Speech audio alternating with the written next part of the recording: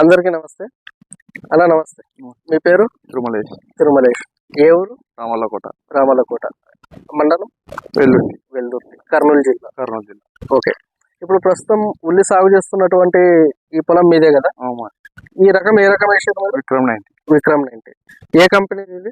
జిందాల్ వారి company. Okay. ఎక్కడ తీసుకున్నారు మీరు విక్రమ్ 90ని? వెల్లుర్తిలో. Veldurthi Sairam hybrids. Okay. So ఇంచుమించు మీరు ఉల్లిని గత 2-3 సంవత్సరాల నుంచి మీరు సాగు చేస్తూనే ఉండండి కదా? ఒక 5 years నుంచి.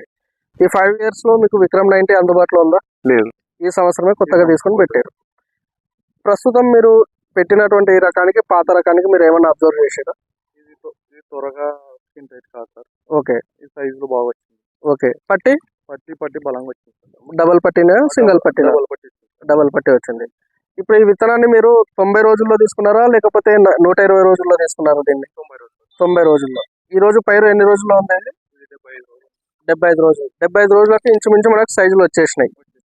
సో దాదాపుగా మనకు నవంబర్ మంత్లో సైక్లోన్ ఏదైతే మొంత సైక్లోన్ ఎఫెక్ట్ జరిగిందో దాని దెబ్బకి ఇంచుమించుగా చుట్టుపక్కల వేరే రకాలు వెళ్ళిపోయినాయి. వాటితో కంపేర్ చేస్తే మీకు ఈ విక్రమ్ 90లో నచ్చిన అంశం ఏంటి? తెగుళ్ళని తట్టుకోవడంలో కాడ త్వరగా చచ్చిపోయింది సార్. కొన్ని చచ్చిపోయి చావలేదు. ఓకే.